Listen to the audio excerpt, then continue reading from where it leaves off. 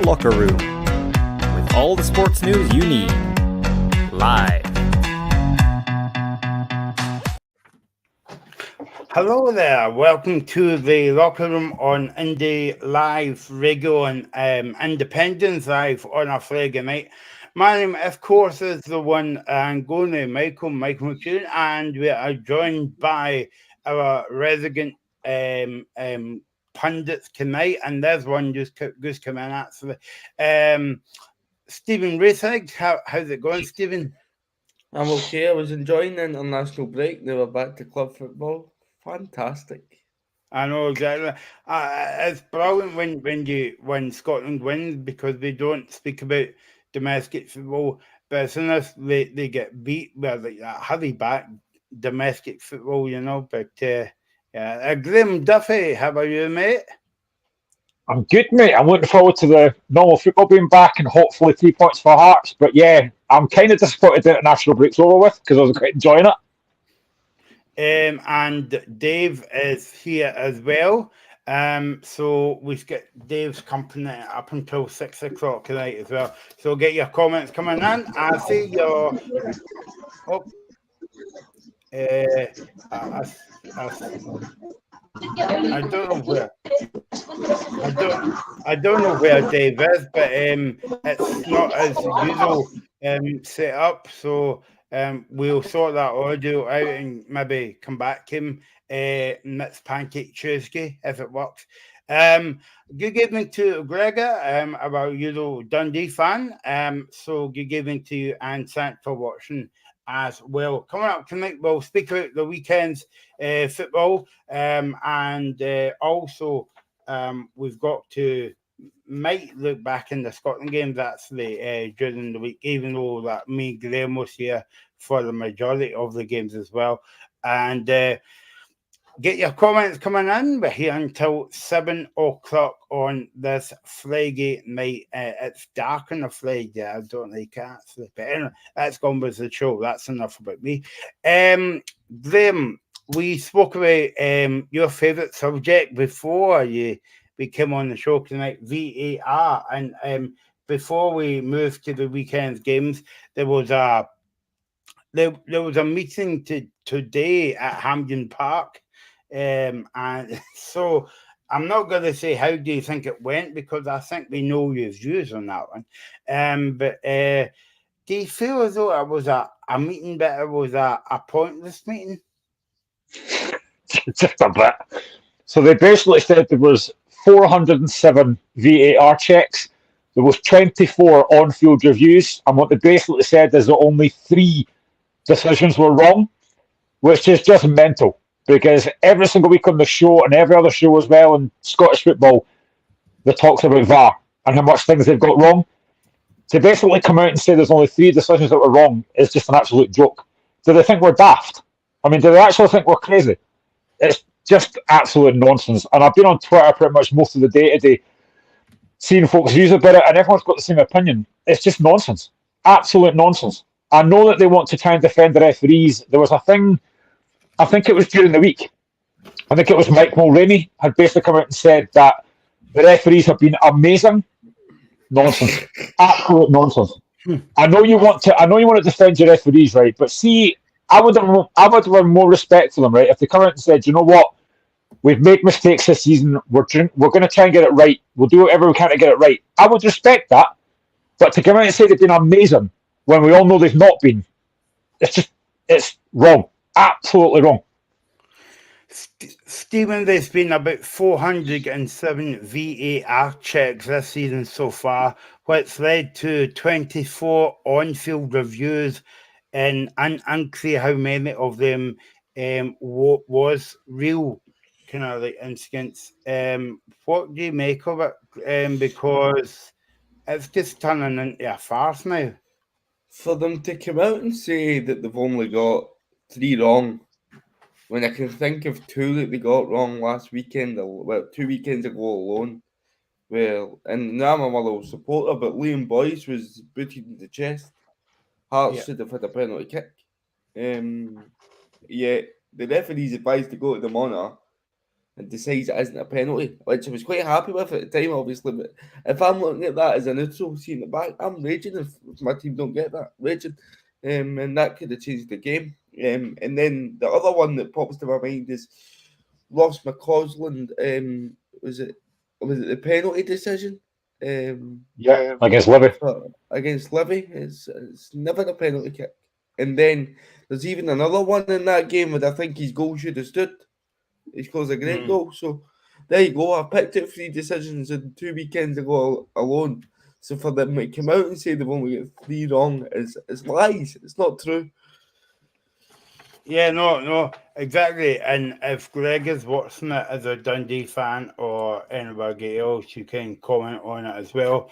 And we're going to do a VR special one of these kind of nights, and Graham's actually what I would talk about, to be honest. That'll last a lot longer than 2 hours, trust me. Graham's because actually just fell off his chair, actually. Are you okay there, Graham? So, yeah, I mean, obviously we might speak about VR on Sunday because there's a good chance that we will, because there's not a week goes past now, Graham, on the show where we never speak about VR. No, I know. We talk about it every week, and I would like, obviously, not to, but that's what happens. And the thing is, I think I said this weeks ago, when VAR came into Scottish football, I mean, they got the very first thing they did wrong was bring it in halfway through a season. That was pointless.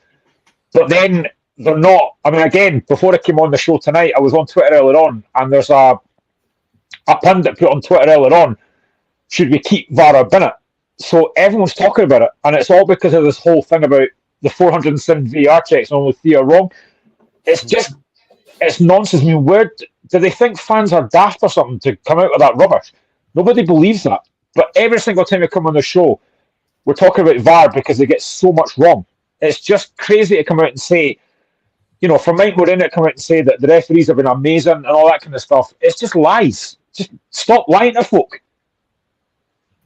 Yeah, no, and also, Stephen, I know our game's a bit of a laughing stock sometimes compared to England, but when they're coming out with stories like this, like they've only found like a few, they've only found a few decisions by VR. It's making the game a laughing stock up here in Scotland. If anything, it makes you more angry as well, because you know what you're saying with your eyes. Like, don't insult an intelligence by saying that he's getting these decisions right. We've watched football all our lives as fans. We know when something's a penalty, when something isn't, when something's a sending off, when something isn't. And they can go into the nooks and crannies of the rules and try and justify it. But for me, VAR, just a question that's popped up there, is VAR improved the game, and people can let us know what they think in the comments. But for me, it's hindered the game massively, because they should be getting these decisions right every time. There's no excuse for having 2-3 looks at it and not coming to the right decision. There's no communication in the stands, and then you get them coming out today and saying they've only got 3 wrong. It's just a nonsense. The whole thing is a nonsense.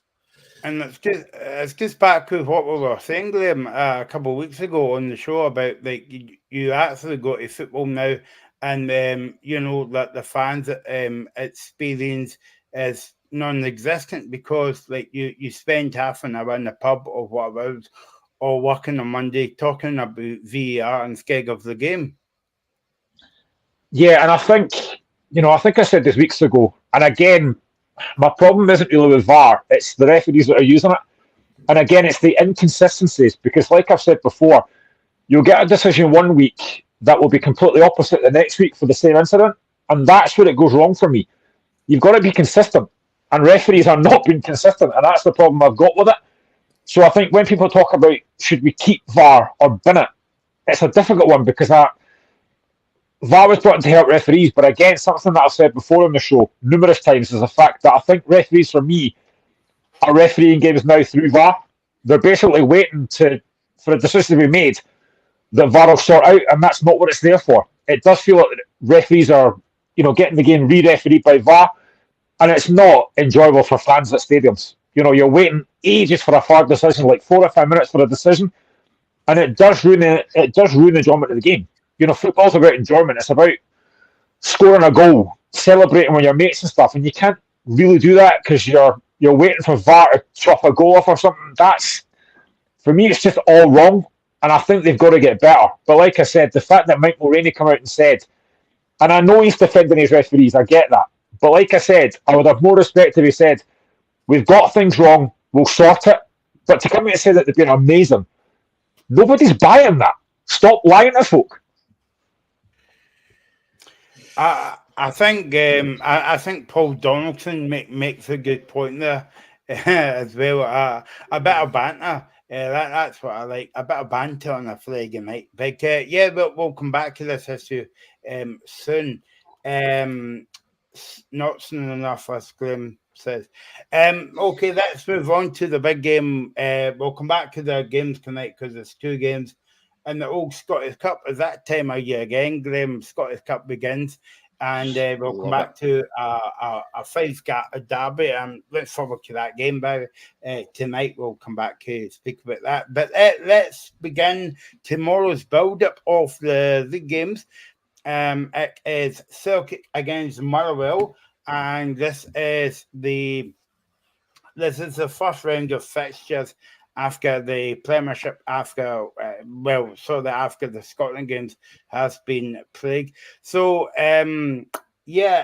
Celtic on the back of a good win at home to Aberdeen 2 weeks ago, actually. And then Motherwell's on a run of kind of back form at the moment, but they're playing well. But I think the one man that can answer these questions about Motherwell is Stephen. And obviously there was talk yesterday about Kevin Van Veen coming back to Motherwell and all the rest of it. I'll ask you about that in a minute. But I know you're going to the game tomorrow. What do you think of it? It's one that I'm dreading, and it's one that I'm dreading for the multitude of reasons. I look at the way that we're conceding goals. It's very, very soft, very, very sloppy, a lot of them, and we're going to have to go to Celtic Park tomorrow and defend for what is about 80 to 90% of the game and come away with something. It's a very, very tough task, particularly when, now, before they're going to say this, I don't think Aberdeen pulled up any trees against Celtic, but it was a convincing 6-0 win for them. It could have been 7 or 8, really. I think that Celtic were kind of just let a lion toying with its play, just deciding when they wanted to kill it off. That was the feel that I got the whole game. So they're coming into it in great form. We're going into it in terrible form. I look at 2 of the last 3 games against Hearts. The last game against Hearts and couple of weeks before that against Kilmarnock, or the week before that, because we had the midweek game against St Johnstone, so a week before that against Kelly. In both of those games, we only had 1 shot on target. And when you go to Celtic Park, it's okay saying you need to defend for large portions of the game, but you have to carry a threat the other way to take the pressure off. And we've not been able to show that against the likes of Hearts and Kelly, so there's nothing that fills me with confidence that we can go to Celtic Park and do that tomorrow. What's went wrong, Stephen? Because obviously when Stuart Kettlewell's come in, he's did a brilliant job. And as I said to you when you were on the show last week or 2 weeks ago, I'm convinced if he came into my role last season, you guys would have made the top 6. He started off well, as you say, the honeymoon period in football. But over the last couple of weeks, I know he's been saying like that the performances has been good, but I mean, try to say that to other Murrow fans because the Murrow fans won't stand for that. They'll stand for victories instead of performances. So where has it went wrong for Murrow in the last couple of weeks? I mean, I look at the start of the season. The start of the season was very good, and then we go into games against St Mirren, play well in the 2 games against the Old Firm, the Celtic game at Fir Park and away at Ibrox.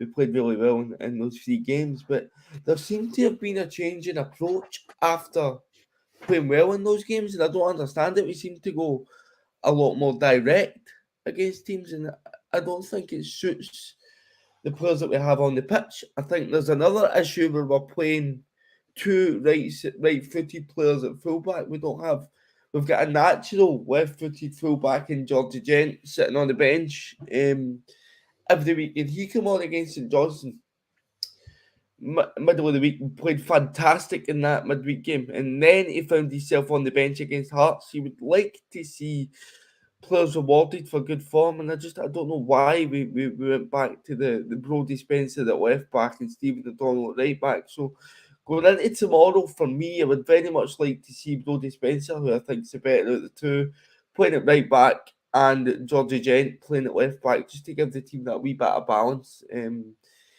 Because there's no balance across the defence. Our goalkeeper can't come for cross balls. We're very, very shaky at the minute, and I just think that we need to try and do something to arrest the form that we're in. So basically, Stuart Kettle was up before the press conference yesterday, and he was asked about the game, but also the big question in the room, Stephen, and you said to me before we come on there tonight, Kevin Van Veen, would you welcome him back in the new year? I think we would be crazy to sit here and say that we wouldn't take a guy that scored 29 goals in the league last season back at the club. It's an absolute no-brainer if we can do it, but that's the big question for me is, can we do it? Can we afford to do it? I think with the exception of Mika Bereth, the strikers that were brought in to replace Kevin's goals have left a lot to be desired. We don't seem to have got that right in the recruitment aspect, and that's something that Motherwell have been really good at in the past. I think I go even as far back as when we lost Chris Porter with the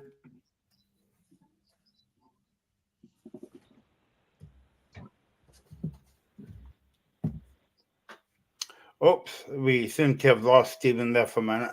I was asking Stephen Graham about Van Veen. I think that would be an excellent signing if he comes back to Motherwell in the new year. But as you know, Graham, it's all about money.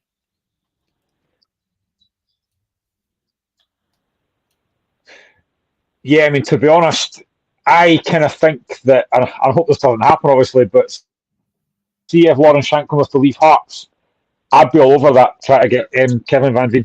He's a brilliant, brilliant player. Scores goals, obviously, and I can see where Motherwell would want him.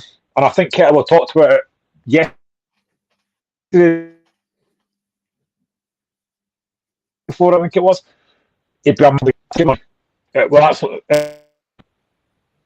Yeah, I mean, I think if Motherwell could get Van Veen back, if Motherwell could get Van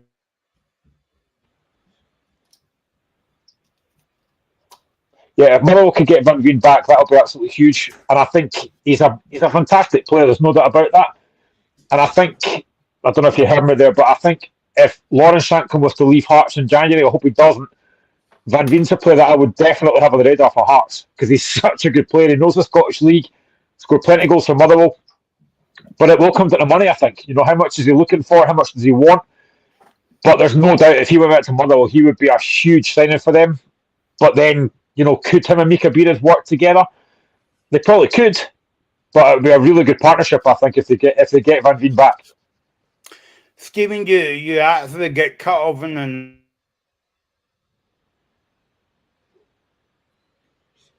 you actually get cut off in a nice time there about I was asking you about Van Veen. So what do you make of him coming back?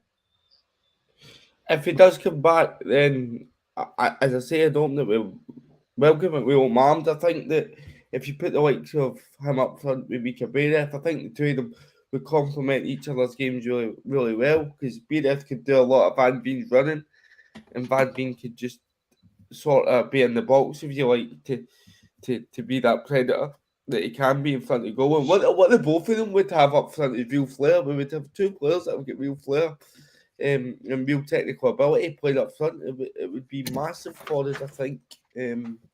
So here's hoping we can get them back, but it's just the financial side. I mean, we've already got 4 strikers on the books. I think we would need to get rid of some in order for Kevin to come in.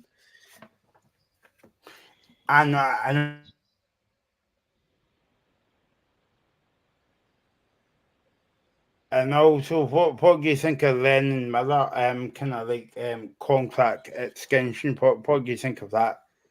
It's fantastic. I mean, that's something that I was really worried about going forward. Is where we going to lose Lennon for nothing?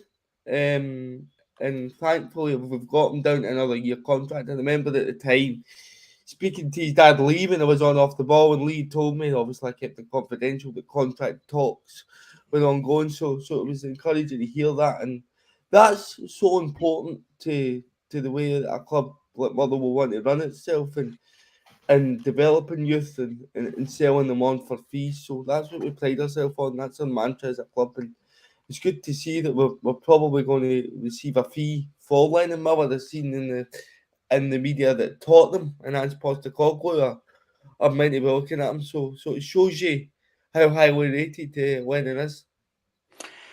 This is what Stuart Kettlewell said about the game. He was speaking yesterday to the media. He says it's going to be a tough game playing against Celtic, home or away, but we go there with a game plan, and we've not got a full squad to pick from. And obviously, it was asked about Kevin Van Veen as well.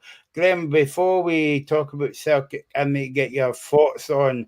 Obviously, I wasn't on when you done the game against Aberdeen, but what you make of Chris Boyd made headline from himself because he claimed that Aberdeen laid down to Celtic, and that's why Celtic ran over the top of him. Do you do you agree with his comments, or do you think he was trying to make the headlines? Nah, I don't agree at all. But this is something that's been mentioned a lot of times over the years about Aberdeen, that they lay down and all the play against Rangers. I've never agreed with that at all. And I think Boy's just trying to, he's obviously trying to rile Aberdeen up, but they don't need that. You know, Graham Shinney's already said himself yesterday, I think it was, that the manager doesn't need to get them up for this game on Sunday. You know, they know that they're letting themselves down badly against Celtic. To be losing that game 6-0, and we all know the Celtic are a good side. Like, they're the best side in Scotland, we know that. But to lose the 3 goals they did late on was really poor, and Aberdeen know that. So I don't think it would have mattered who Aberdeen played. We're going to play tomorrow, or Sunday, sorry, whether it was Motherwell, Rangers, Hearts, whoever, they'd be up for that game. So I think Chris Boyd, I think his comments were wrong, but that's just what he does. You know, he was a bit like Katie Hopkins in a way. He makes himself very unpopular, and I think those comments from me were very crass. And fair play to Graham Shinney, he handled it very well. You know, he could have easily had the go at him, but he didn't. He handled it very well. But yeah, I don't agree with those comments, and I don't agree with things I've heard over the years about Aberdeen only trying against Rangers. That's just rubbish for me. Players are not like that. They don't just try in one game. And to say Aberdeen lie down at Celtic is just nonsense. I don't believe that at all.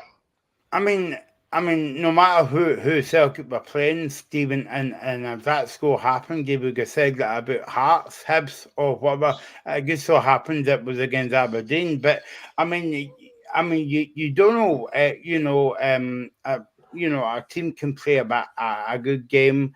Other weeks they can basically whip teams, as Celtic done the other week against Aberdeen. You can't tell. That's why we love the game of football. So I think that was a non-story from Mr. Boyd. What Chris Boyd said was disrespectful to Aberdeen fans.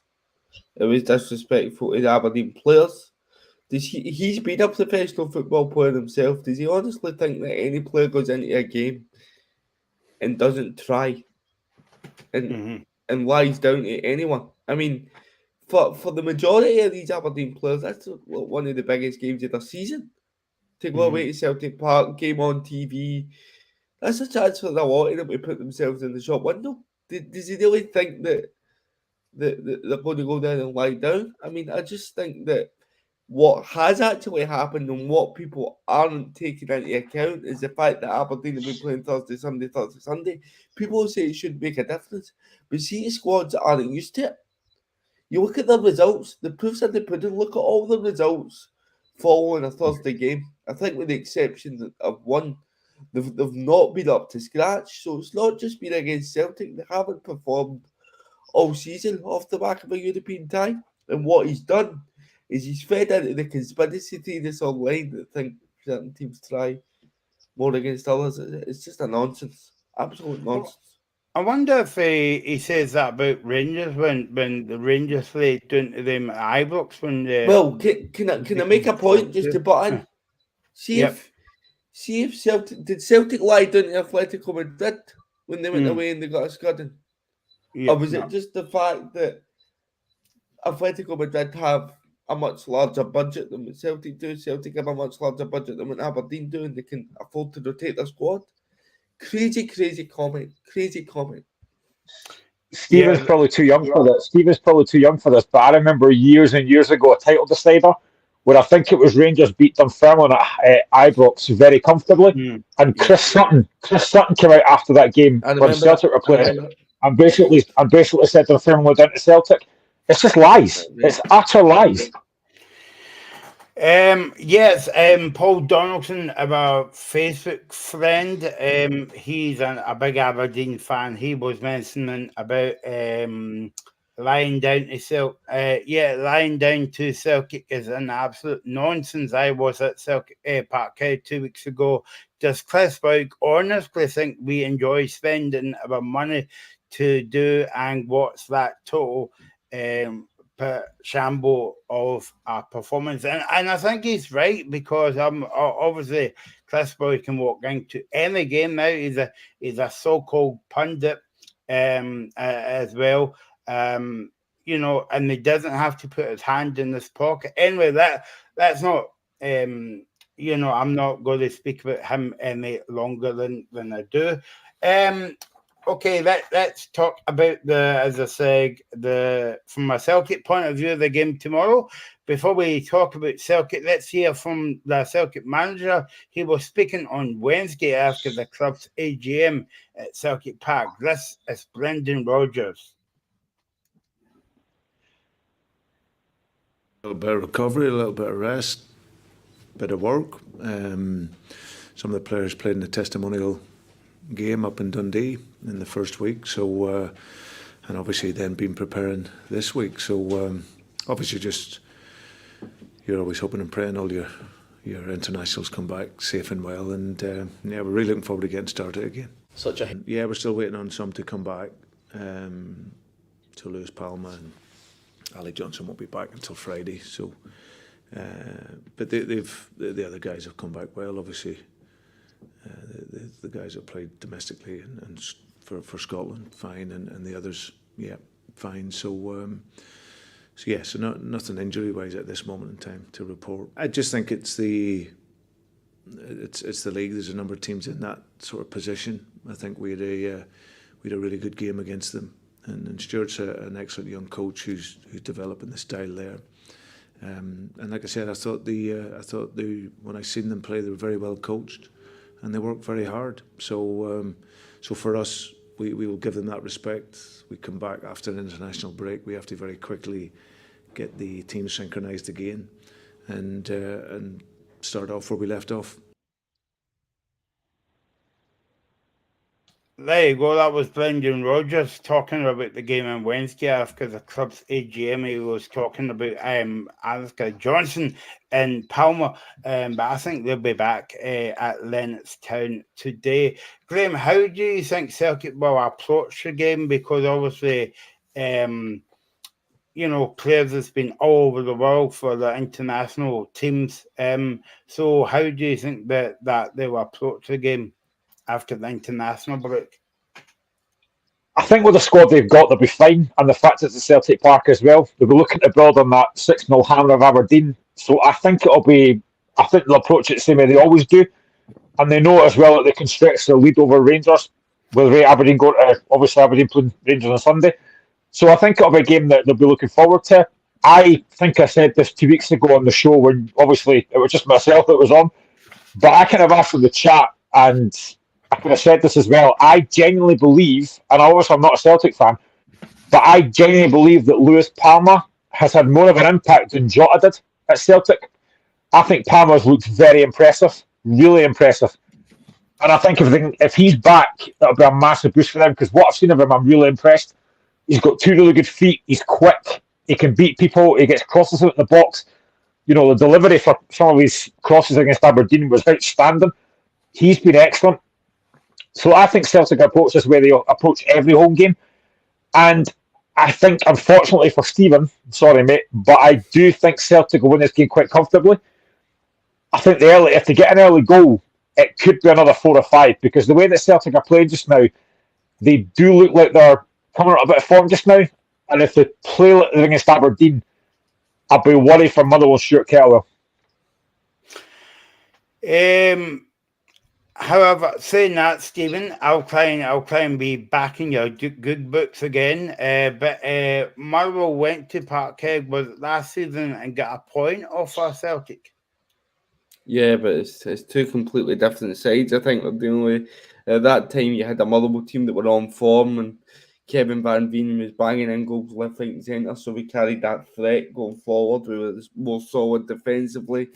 Now we're conceding goals left, right, and centre that are sloppy. Celtic look as if they're coming into a great bit of form, and Graham makes a great point about Lewis Palmer. I think he's been an absolute great signing for Celtic, and the comparisons to Jota are certainly justified with the start he's made. So I'll be hoping that he's out tomorrow, and he's not featuring him. But even if he isn't, I just don't see any way in which we can take something to this match. Graham makes a good point as well, because obviously take the Aberdeen game out the equation, but I think Celtic are starting to find their feet a wee bit now, Graham, with the performances as well, and obviously you can see that in the games. Yeah, and I think when you bring in new players, it can take a bit of time. And obviously, you bring in Brendan Rodgers, who I know he's been there before, but it was going to take time again to implement that style, because we all know that Ange Postecoglou had his style. You've now got to then start getting used to another style, and that's going to take time. And I think they have started to get that now, and Celtic are starting to play a lot of good football. Again, I've said previously that I think Matt O'Reilly has been outstanding for Celtic. Again, anytime I see him, he's one of the best players in the park. He's just a really, really good footballer. And I think Celtic are starting to hit the stride just now, which is worrying, not just for Motherwell, but everyone else in the league as well. I still believe that Celtic win this league very comfortably by at least 10, 15 points. And that's a worry, because Celtic are just going to get stronger. Even with the Champions League games they're going to be playing, they're just going to get stronger. And I don't see, again, I've supported Hearts for a long, long time. I've followed Scottish football for a long, long time. And I don't see any way that anybody out with Celtic or Rangers wins this league for a long, long time. I hope I'm wrong. I don't want Hibs winning it. But I hope I'm wrong and somebody else actually can win it, because it does get a little bit... You do get to a point where you just think, please, somebody just win this league. But unfortunately, it's never going to happen, I don't think. Yeah, I think it goes back to the gulf between you were saying about Celtic and Real McGregor a few minutes ago, Stephen, and I think that goes like the opposite way in Scottish football. I think that's how Hearts, Motherwell fans feels about Celtic and Rangers.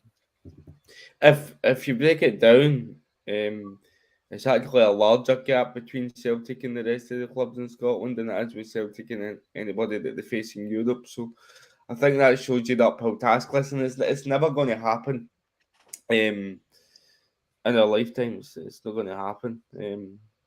I don't think, unless somebody with money comes in, because it's the only way to get success now is to compete financially. And if you can't do that, I don't think Scotland as a nation is in a position where you're going to get a Leicester type thing that team's going to break through and surprise you and win the league. It's just not going to happen. So you're going to Parkhead tomorrow. I'm not going to say to people where you're going to sit in the park, because you might not be able to see other people. That's a wee hint, hospitality and all that. Do you give your team... I might have just given the game away. Do you give your team any chance? I'm trying to build up here, Stephen, but obviously it's not working. Absolutely no chance, and I'm just grateful for the free bar and hospitality that I might be able to forget the game before it's even started. So, aye, no you got chance, no chance. any free pies, please? I'll be outside with our boards, and I know that guy. Please come out with a pie. It's going to be a very interesting game tomorrow as well, Graham, because obviously I've seen circuit teams coming to Circuit Park now, not sitting in because parking the bus and all that, because I just feel as though that's not a real spectacle to the game. I know why they're doing it, but you want teams to come out and have a go. I'm thinking about Ross County at the beginning of the season, and I know that they get beat, but they came out and had a go, and they made the game quite interesting. Yeah, they did, and I think it's a difficult one because Motherwell have got nothing to lose tomorrow. They're on a bad run, but they've got nothing to lose because nobody expects them to go there and get anything. And I think Motherwell do have good players in that team. There's no doubt about that. And I expected a harder game against Hearts, but they do have a good side. But I just think going up against that Celtic side just now, who are looking a lot stronger, they're getting better every week. I just think it's going to be difficult. How Motherwell set up, I think they'll be, they'll make it very difficult to try and break them down. But I just think if Celtic get an early goal, it'll settle the crowd down, and I just can't see anything other than a very comfortable Celtic win. Yeah, no, exactly. So that's the game tomorrow. Going to move on to Dundee and Hibs now tomorrow. But before we talk about the game, Graham, I know you were at the women's derby last week between Hibs and Hearts. Obviously, you get beaten the game, but you were saying that was a good atmosphere at the game. Yeah, I took my laddie with me. He's never been to a Hibs Hearts game before, men or women, so I took him along. He's only 11, and he really enjoyed it. It's his first atmosphere. It was his first taste of Easter Road. Although when we walked past, he went, "It's far too green." That's my boy. That's what I like to hear. But yeah, it was a really good atmosphere. There was just over 5,500 there. There was a really good Hearts crowd actually as well. They opened basically 3 stands, and it was really good. I enjoyed it. It was a good atmosphere. Hibs did win the game 2-1. They got 2 goals in 2 minutes, and I thought Hearts were disappointing to be honest. But it's the first time we've been to a women's game, and I was actually quite impressed with the standards. I actually quite liked the football that both teams tried to play. And Hibs look a decent team. They do look a decent team. They've got a lassie up front. I can't remember her name. I'm going to butcher it. I think it was Bookham or something that scored both the goals. She looks a real handful. But I was very impressed with the standard of football I saw.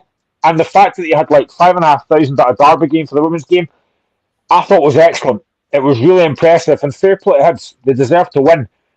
But I enjoyed the experience with my laddie. And for me, that's the big thing. He walked out of that game now wanting to go back. So I think that's a good thing as well. Okay, Stephen, let's talk about the game tomorrow. The Highbees away to Dundee. What are you expecting out of this game?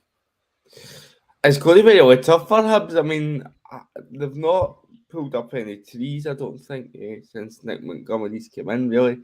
And Dundee are starting to show some real form at home. It was a great win for them against St Mirren. So I'm thinking that it's going to be a real tough game for Hibs. I mean, I know Hibs get the win against Kelly, but I look at the run of games before that just in front of me, and I think the last time they won a league game was in September before that. So it'll be interesting to see how they go after having won. I think maybe they'll look at the international break and think that it came at the wrong time for them.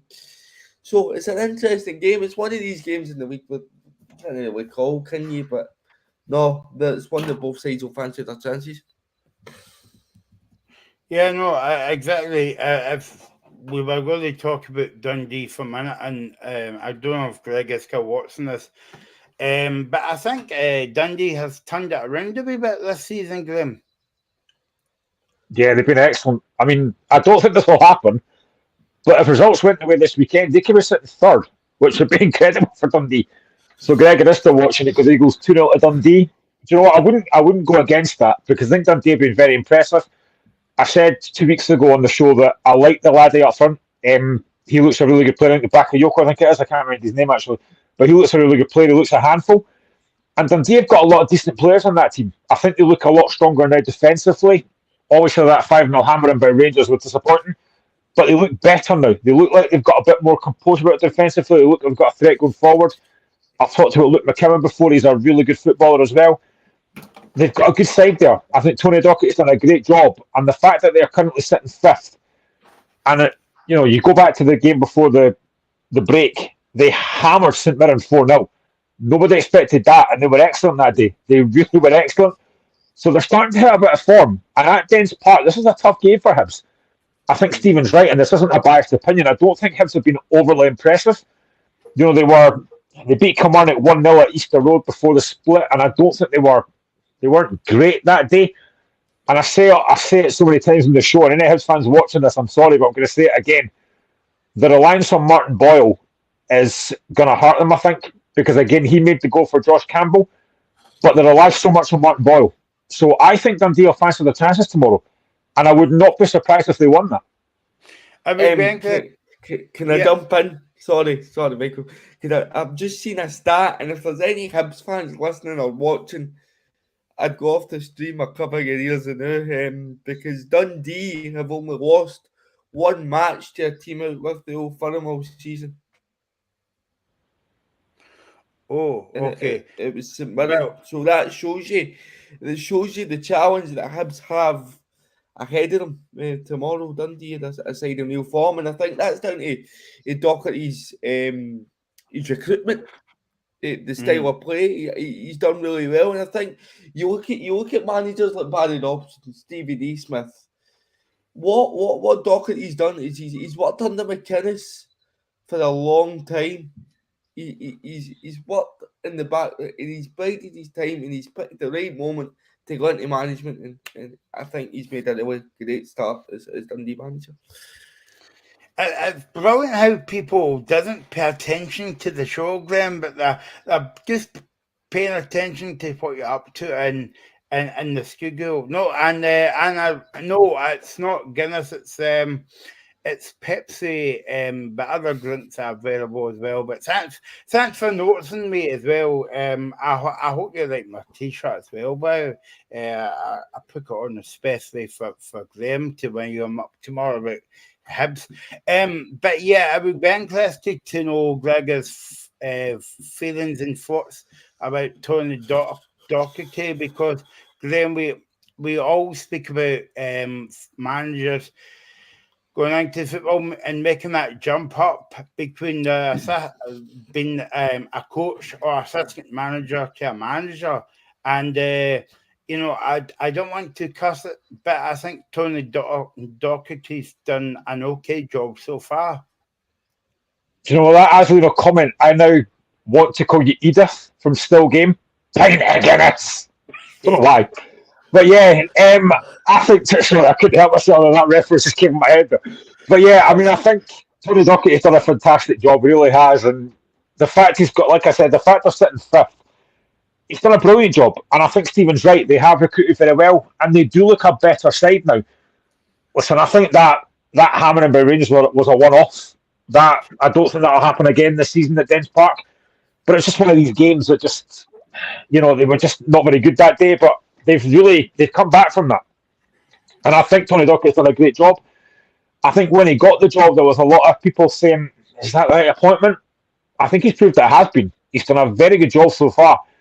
And Gregor says, yeah, I think he's done a brilliant job. And he has. And I think as well, the worry now would be, sorry, Gregor, but the worry now would be that, if a top job comes up, say a Hearts or whatever, Tony Docherty will be linked with that. He's done a very good job so far. And I think, but like I said, about any time you get a good result, you want to build on that. They hammer St Mirren. They've now got to build on that by beating Hibs. And like I said, and this isn't a biased opinion, I think they've got a decent chance tomorrow, especially at Dens Park. If the game was at Easter Road, maybe a bit difficult. But the fact that at Dens Park, I think Dundee will fancy that. You leave Edith out of this, right, Graham? That's my mum. That's my mum, And by the way, before anybody comments, right, so it's not my mum, but I've just gigged about what was on Skipper and Anyway, I'll move on. I'm digging a hole for myself here. Keep digging. Yeah, exactly. It's a Friday night. Do you like my t-shirt? Stephen, I was scared to say this because I think it's quite early in Stephen Stuart Kettlewell's tenure to say this, because I think he's done an okay job so far. But do you think if Hibs get beat tomorrow, Nick Montgomery might be under pressure, or do you think that's a bit early as well? I'm just going to say is I'm glad that you've revealed that Edith is still games your mum, because now I know where you get your singing voice before we come on air from. So that's fantastic. But no, I think Nick Montgomery, it's a cutthroat business, isn't it, management? So he'll certainly be under pressure. I mean, I think it's 2 wins in his tenure in the league. So it's not looking good, and I keep going back to it. They're not replaced by Portis. They don't have solid centre backs, and you need solid centre backs to win games. I know they get a clean sheet against Kilmarnock, but they were hoping that they could push on from that, and I really doubt it. And you look at the other team on the other hand, like Gregor, he'll be buzzing with the job that Tony Docherty's doing, because Dundee, for a lot of the time when they come up, they were getting a reputation as a bit of a yo-yo club. He looks like he's went in there, solidified that, and I think they'll certainly stay up this season, and that will be huge to for them to be able to stay up, because it gives them a platform and it gives them something to build on. I know. I think for him. Yep. I was just going to say, I think for Hibs, the biggest disappointment for me, not as a Hibs fan, obviously, but the biggest disappointment if I was a Hibs fan would be that semi-final defeat to Aberdeen, because they were the dominant side in that game and they didn't win it. And then obviously Aberdeen going to 10 men and Aberdeen end up nicking that game. And I think that's been a big blow for Hibs. And a lot of Hibs fans are still not convinced by Nick Montgomery. And I think that's the game for me that's done it for them, because they could be sitting in a final just now and they're not. So I think that's been a massive letdown. He's got to start picking up results soon, because again, I've seen a lot of Hibs fans on Twitter earlier on during the weeks and stuff saying that Montgomery's another fraud like Sean Maloney. It may be slightly harsh, but he's got to start picking up results very soon, or else that's not going to go away. Gregor can comment in the comments because he sees more of Dundee than us. But Stephen, what is a successful season for Dundee? Is it just to survive in the Premiership, or is it maybe the top half of the top six, if you know what I mean? I think at the start of the season, the goal would have been for Dundee just to stay in the division. I've mentioned that they were a yo-yo club when they'd previously come up before that, but I think the more wins that they get and the better form that they're in, your expectations can evolve over the course of a season, depending on how well your team's doing, and I think that will be starting to happen with Dundee fans. And look, if they keep going the way they're going, for me, they're absolute certainties for top six football. And you know, with the fact that we get 5 teams into Europe, that if you get top 6, you get a great chance at being in Europe next season. So, no, they've made a great start, and they were hoping that long may continue. But I think if you would offer them survival at the start of the season, they would have bit your hand off. Yeah, no, exactly. And you know what's going to happen now, Graham? Don't you? We've actually said, and Tony Dock has done a brilliant job up at Dundee, and Hibs might go up there and win 4-0. But then again, Graham might say, no, come on, Dundee. So we'll see what happens tomorrow up at Dundee. So let's move on now to the Craig Levine derby. It is Hearts against Johnson tomorrow, as it's going to be a very interesting game, actually. Before we get to talk about St Johnson, let's have a new feature on the show where Graham is going to speak about Stephen Naismith's faults for half an hour as well. So, do you think that that kind of international break came at the right time for Hearts, Graham? Probably not, because I think after that win against Motherwell, where I thought Hearts played very well that day, I'd have liked another game straight away to kind of build on that. So it maybe didn't come at the right time. But I'll be honest, I was quite glad to go into the break with a win, because the last break we had, we got beat. So I was quite actually glad that we won that game.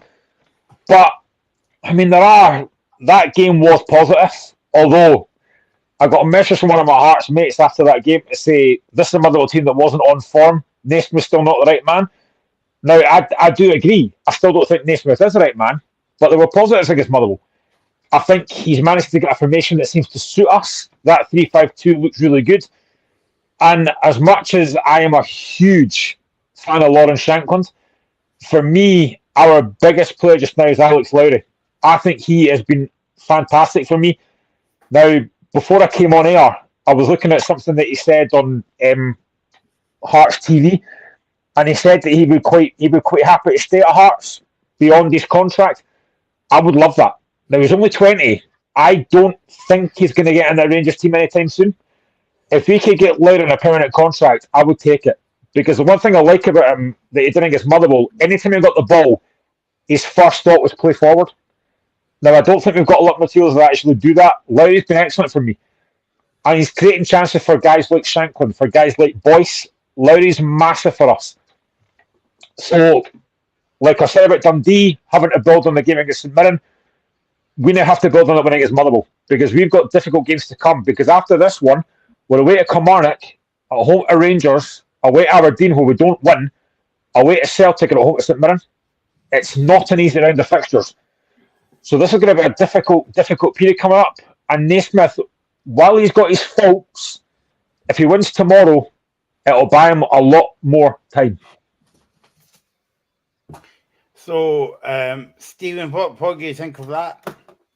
I think he's made a great point on Alex Lowry, in particular, because I remember us speaking earlier in the season about the fact that Hearts have a lack of a creative spark from the middle of the pitch.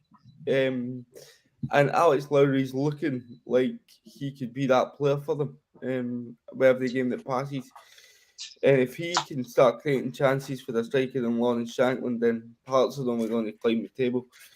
They'll certainly be hoping that they can keep a hold of him. But the worrying thing for me with Hearts is that it's all right getting results against the Motherwell side that are informed. And even the St Johnstone game tomorrow could paper over cracks. I think that Naismith's real test will be when you go into that tough run of fixtures that Graham's mentioned, because he's not really showing in the tough games that he's been capable of getting results. So if he gets the win tomorrow and goes into those games, they're going to be massive for him. I think what he did against us was we were starting to get a lot of joy down the left hand side in the second.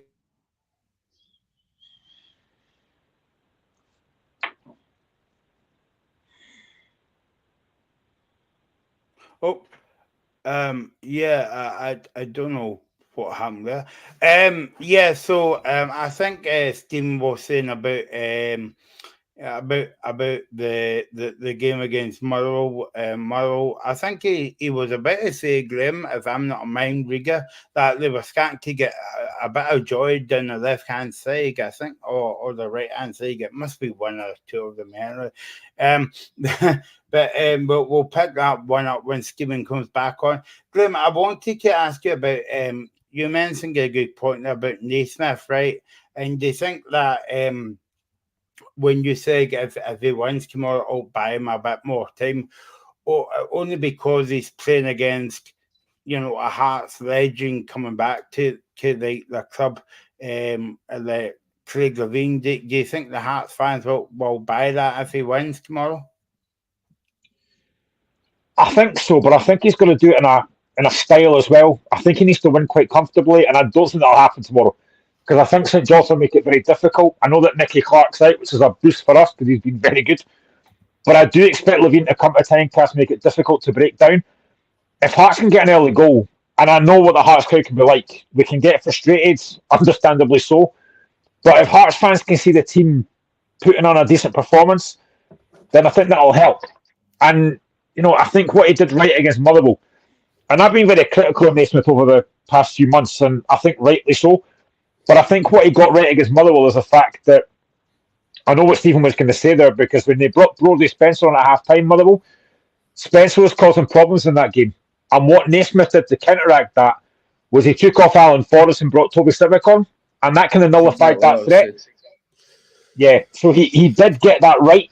So Naismith is, I don't want to say learning in the job because it does still sound like a bit of an experiment, but he got that right. So he has done some things right and some things wrong. But tomorrow is a game that a lot of Hearts fans are looking for to say, we've got to win this game, because a lot of Hearts fans, and we'll get to very shortly, they don't have a high opinion of Craig Levein, which I personally think is wrong. I'm not going to criticise Levein. I think he's got things wrong in the past, but he was a brilliant player for Hearts in the 80s and 90s.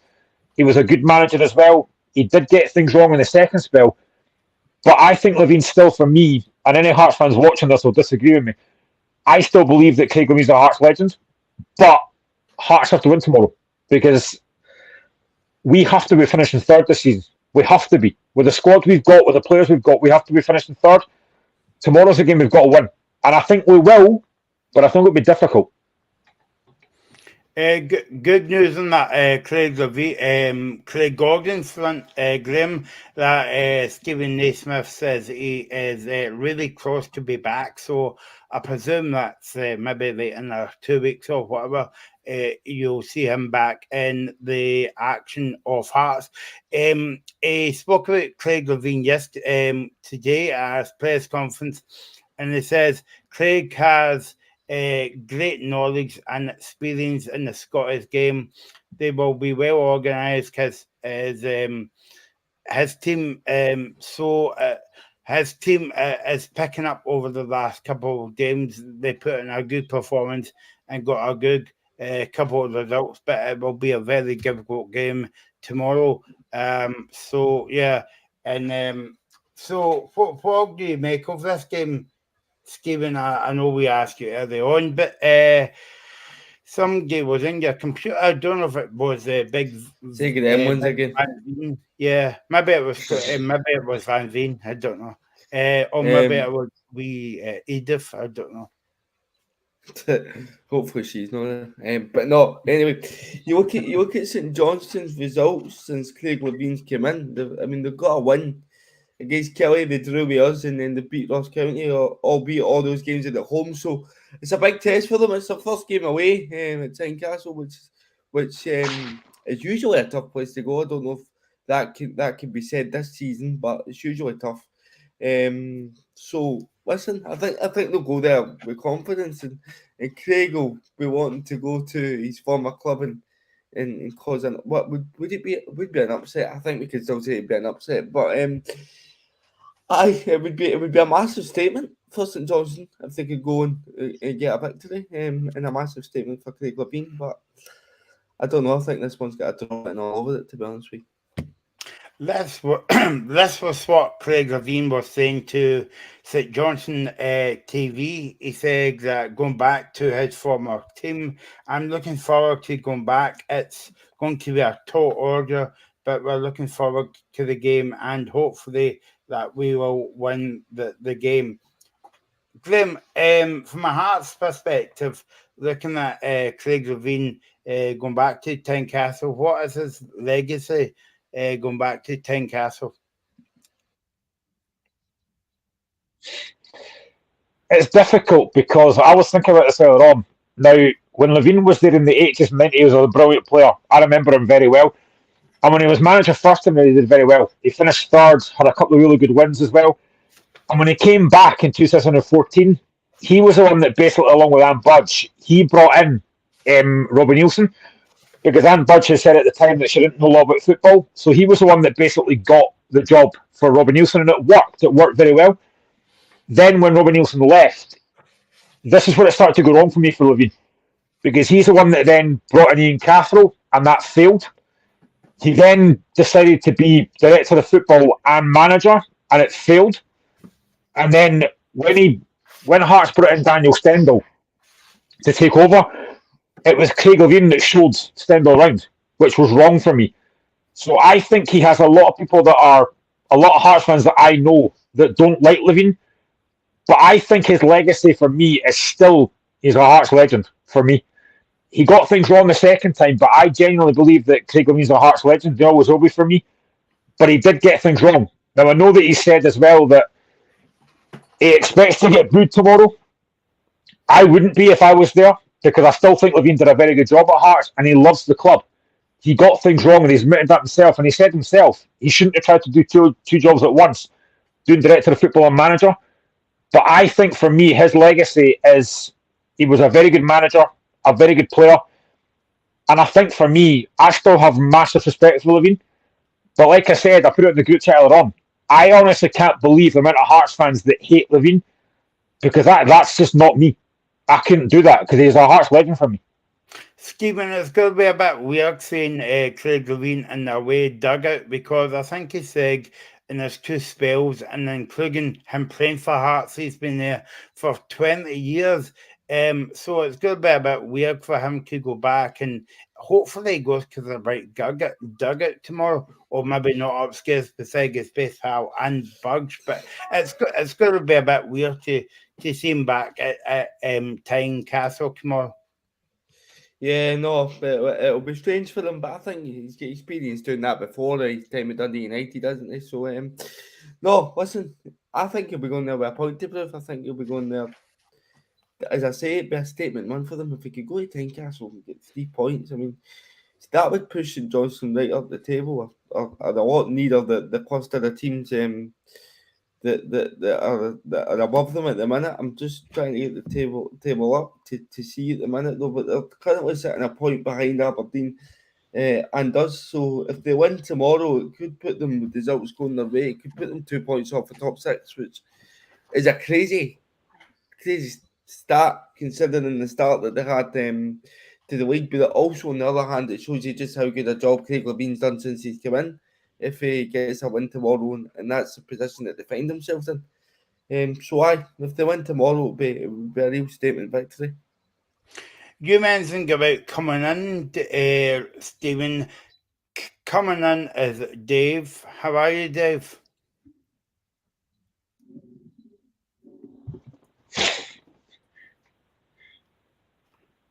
Evening, gentlemen. Home nice and sound. No party here. Yes, unnecessary party was happening in my work. A man like me, who accompanies 2 jobs right now, unfortunately has other commitments. So apologies to the viewers for my lateness into the show. But I'm here with a vengeance, ready to go. That's good, Dave. That's good. We'll get to the big game on Sunday, because I know that you're going to the Aberdeen Rangers game on Sunday, and I don't think Aberdeen will be lying down to Rangers at the weekend. But we'll get to that shortly. Let's move on now to the other game tomorrow. It is the small market of Ross County against Kilmarnock. Before we get to the game, Dave, I think this game has been overshadowed in a good way by the homecoming of Derek Adams coming back, or as somebody put it in our group chat, he's coming home. Ross, our usual Ross County fan, can't make it on tonight, but I was speaking to him about his thoughts about Adams coming back to Ross County. What do you make of that appointment, Dave?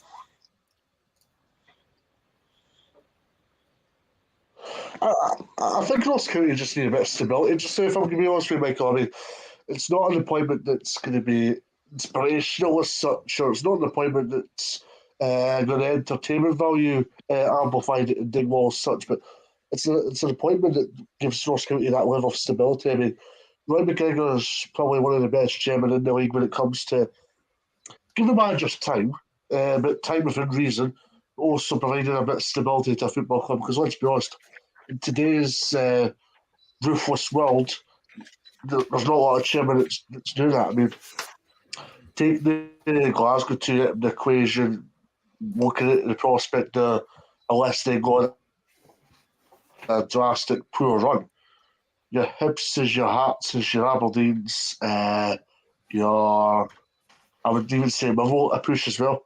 Those type of clubs are all very precarious with their managers, and it's through one reason or another. I'm not finding that in Ross County. I'm not finding that in Ross County at all. I'm finding Ross County a case of if if you do go 5 or 6 games without a win, it's justified. And that was what exactly happened to Marky Mackay. And Marky Mackay was a real old school manager in terms of how he worked, what he did, how he got a good team in the park as such. But there's a lot of people on social media, and I kind of agree with this point. There's a lot of people on social media saying that Marky could have gotten a lot more out of this team than he did. So, yeah, I think Derek Adams is a real stable appointment. It's a sensible appointment. Ross County could easily have went left field, and there was plenty of good applicants in for the job, but Derek Adams provides that stability for Ross County. That's probably the most important thing for the Start just now. What do you make of that appointment, Stephen? Because I'm not being funny here, right? But obviously, we're gonna have to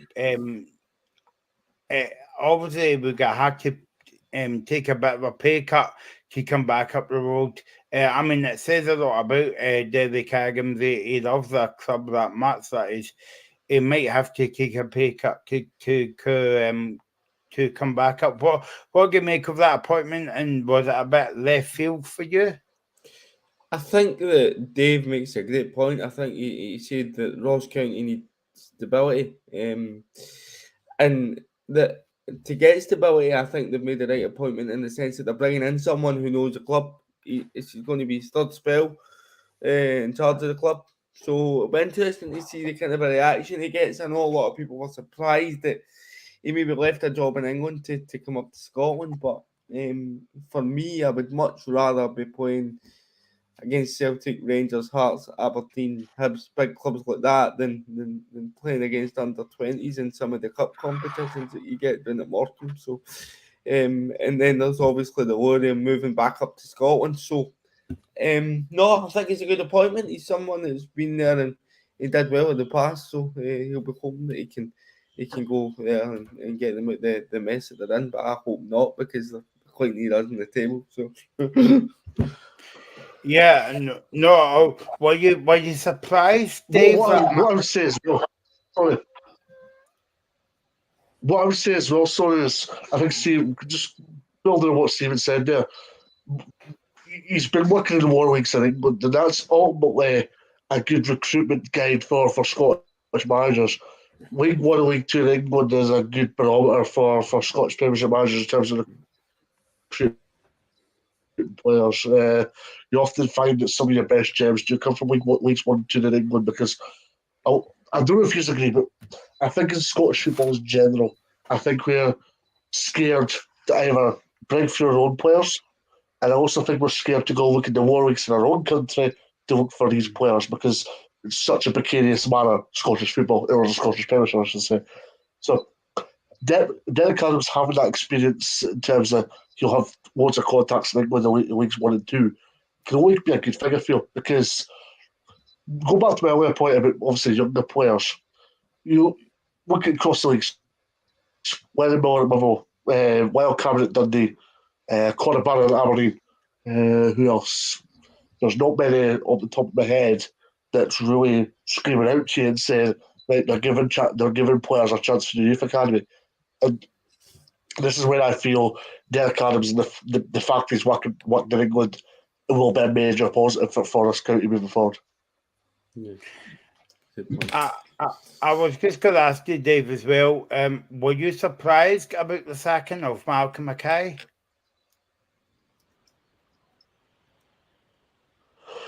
No, there's a lot of people that are. I'm going to be honest with you, there is a lot of people that are, but I feel it's been a borrowed time a little bit. Borrowed time in the aspect, I know Roy McGregor's been out in the press, he was out in the press in the summer saying that he didn't say the line, borrowed time, but basically there was a conversation to be had after Ross County had been beaten 6-1 by Hearts at Tynecastle in April, I think it was. There was a conversation to be had. That game was a sackable offence. Not that I'm trying to criticise Marky Mackay here, but when you get beaten the magnitude and the manner that you do, that's a sackable offence, because let's be honest, he threw the towel in as soon as Hearts opened the score on that day in question. And I'm pretty sure Ross County correspondent had come on tonight and explained, well, he agreed with me when I asked him the question on privately. And yeah, I think he was in a bit of bit of borrowed time, and then you got off to a really good start to the season. But I think a lot of this notion about budgets, whatever have you, is a bit irrelevant because if you look at the fact that Malky Mackay, he hasn't spent the lowest budget in the league. The lowest budget in the league by a handsome country mile has been even Martin Dale Livingston and Steve McLean previously at St Johnstone. So it's not like he's had just a pound to go and spend. He has a fair amount of money and value to go and spend in players. So as far as that's concerned, that's the precarious nature of football, unfortunately, just now, Michael, where if you go 6 or 7 games, I think it was 7 or 8 games without a win, when you go that when you go that run of margins without wins, you're always in a hide it nothing. Glenn, we spoke about this a few weeks ago on the show, and I think you agreed with me about the managers don't have a lot of lifespan in football, if you know what I mean. You know, like I'm talking about Stephen McLean, we're talking about Malcolm Mackay now. You might be saying, yeah, well, a couple of weeks' time we might be speaking about Naismith as well. But if you think back to about 4 or 5 years ago, managers would really get the first transfer window, or maybe just before the transfer window. But now it's like a revolving door. I think you've only got to look back to many, many years ago when Sir Alex Ferguson took over Man United. Yeah. He was one defeat away from getting the sack, and then Mark Robbins basically saved his career. And after that, we know the story after that. Man United went on to dominate for a long, long time. Managers don't get a lot of time. But I think if fans can see, and I've said this with Stephen Naismith as well, if fans can see progression, then they'll stick by the team. If they can see what the manager's trying to do, then they'll stick by them. But it's when you're seeing the performances that are just so poor and there's nothing really that you're seeing that think this guy's good enough, that's when alarm bells start to turn. And I think if you look at last season, now when Ross was on last time, I basically said that, do you think Ross Kent will be in that position again with a fighting relegation? And he basically said he didn't think they would be. And now they are in that exact same place again after what happened last season when they avoided relegation against Partick Thistle. So they're in a really difficult place just now. So when you're down at the end of the table as well, if the results aren't happening, you're going to get sacked. And the fact that Derek Adams is going to come back for a third time, and you've only got to ask Ross. You know, Ross was very happy with that appointment, and I think most county fans are happy with the appointment of Derek Adams. They could have gone a different route, but I think this is a good appointment for them. I really do. And he could be the one that gets them out of it. But I think County have got decent players. You look at the forward line. They've got guys like Brophy. They've got guys like Jan Danda. They've got guys like Jordan White. They've got guys like Simon Murray. They've got players in the team that can score goals, but they can't keep them out the other end. And I think tomorrow's a massive, massive game against Kilmarnock. They have to. This is a 6-pointer for me. They have to be looking to win that game, but very difficult because Kilmarnock have had a decent season so far. So your managers don't get a lot of time, but performances I think matter as well. Stephen, as for Kilmarnock, do you think Kilmarnock's ready to go up a few levels in terms of like tomorrow's game? Well, I don't really know, to be honest with you, because they seem to be a team that are really hit and miss. They seem to be great one week and then okay, poor the next week. But if I can just make a point, he's talking about the precarious nature of Scottish football and managers at the moment. Stuart Kettlewell was the 4th longest serving manager in the league, and he only got the job in February. So that shows you how cutthroat a business football management is becoming. And I'm sure that we'll see more managers depart before the end of the season. I think a third of managers in the week from August that started have lost their job in the Premiership already. So it's a cutthroat business. But to go back to Kilmarnock, I mean, they've got to go up to Dingwall tomorrow, and their away form since they came up last season has left a lot to be desired. And to go to Dingwall, Derek Adams' first game, they're going to get that new manager bounce. It's a huge ask for me tomorrow for Kelly to get anything for this match. Dave, what do you think of Kilmarnock going up to Ross County tomorrow?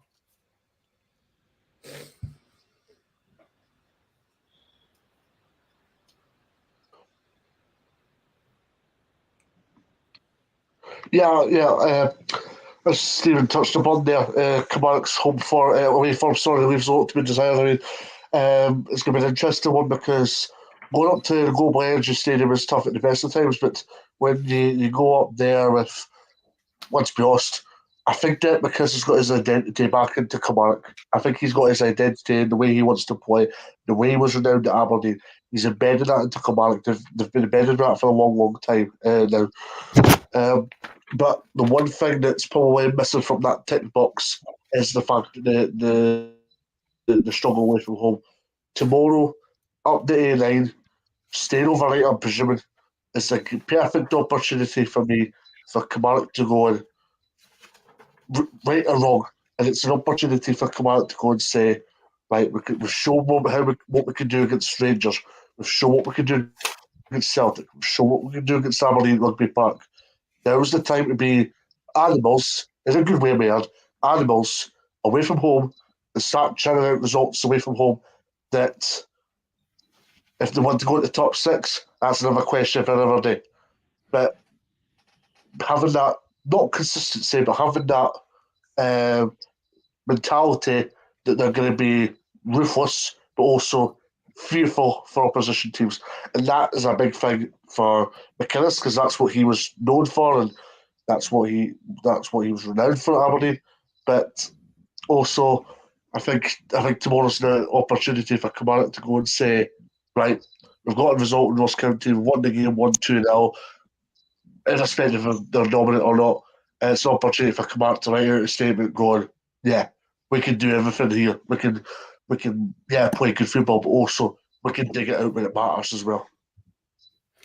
And Graham, it's going to be a big statement for Kilmarnock if they get anything out of the game because obviously that they're going up the Ross County will have a bit of a boost because not only because it's a home game for them, but because Derek Adams is basically it's basically his homecoming game. So it will be a big statement for McInnes to go up there and get a result, a very difficult venue anyway. Yeah, it will be, and I think that's the one thing that will annoy Derek McInnes as well. Is the away form has been so poor. They just can't win away from home. The last game against Hibs, they got beat 1-0. They weren't. I don't think they were awful, but they weren't great either. They've got to try and get that balance away from home. At home, they look very good, and that's where they'll probably pick up most of the points. But they've got to get something away from home. But I genuinely think tomorrow's going to be a difficult game for them. With Derek Adams, and I don't know if I've ever agreed with that whole thing about like the new manager bounce thing. I don't think that's ever really a thing, to be honest with me. It maybe is a little bit of luck at times as well, but it's going to be a difficult game tomorrow. But the one thing I would say about, I was going to ask Dave and Stephen about this, but they've disappeared. But if you look at the league table, between 3rd and 12th, there's only 9 points between those teams. It just shows how tight the rest of this league is, that 1 or 2 results can have you right back up that league again. So I just think it shows how really difficult this league can be, obviously apart from the top 2. But that league table is so tight. It's unbelievable. Dave, I don't know if you heard that comment, Dave.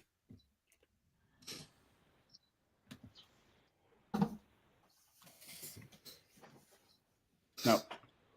Yeah, I didn't hear all that question, so I do apologise if I've taken the wrong context out of us. I'm presuming you were speaking of league tables, is that correct? Yep. Yeah, the fact there's only like 9 points between 3rd place St Mirren and 12th place Livingston. There's not that much of a gap between those teams.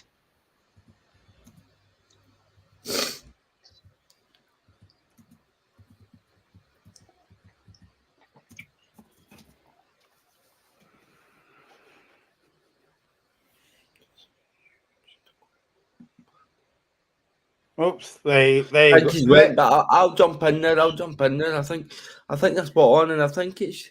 I don't know if it's a reflection of the standard in the league getting poorer. I don't know what you guys think, or if it's just that the teams are that close now that there's not much that separates them.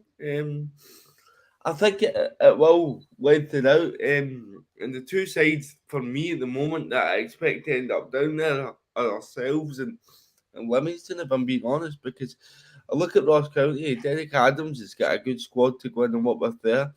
Craig Levein seems to be picking up results at St Johnstone, so it's worrying times for me for Motherwell and Livingston, if I'm being honest. There you go, Graham. You can try a third time with Dave.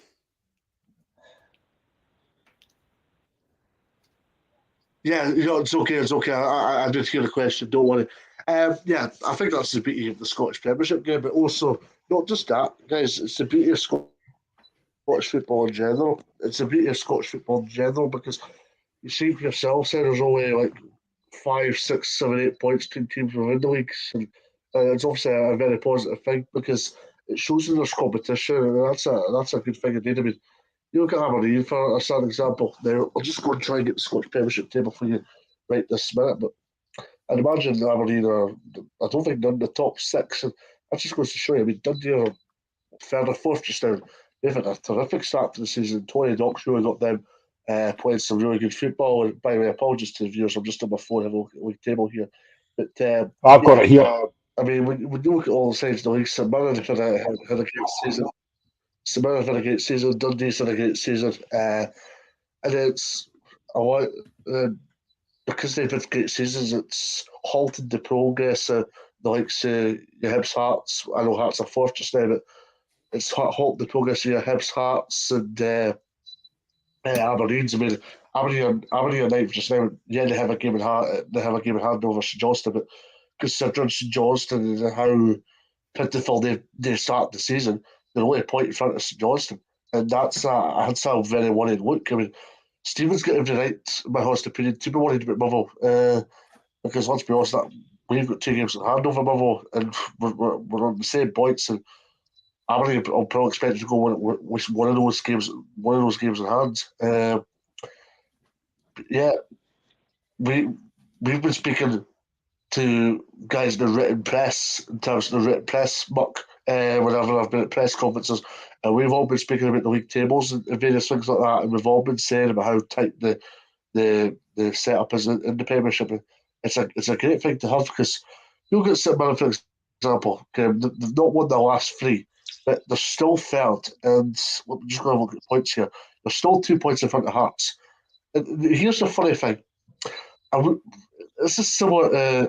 This is another question I've ever take, but a very funny point to make here.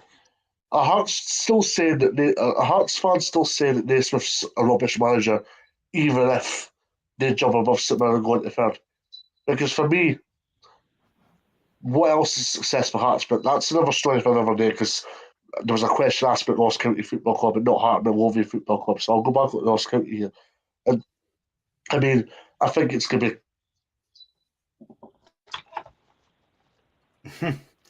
I don't know what he thinks it's going to be as well, but yeah, I mean, if I can just bring in a point there from our friend Anna Riddle, what's in the game, what's in the show, thanks for watching on YouTube, and managers are getting sacked for being 7 or 10 points behind, and that's a thing, Graham. That was a point I was trying to make there, because years ago you would never have heard of this, but now it's like, well, if you're just in the door and you get beat 4 games, you're out the door. So it's a kind of like revolving door at times.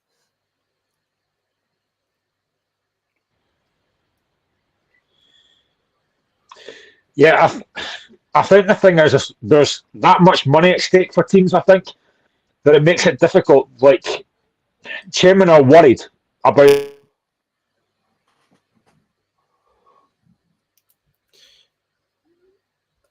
Yep. third in the league quite comfortably, and we're not. So there is a lot of pressure on teams, and I think chairmen honestly panic and think, right, we need to do something here. It's not good enough. There is so much at stake just now with the European aspect as well. So I do think chairmen kind of react quite quickly.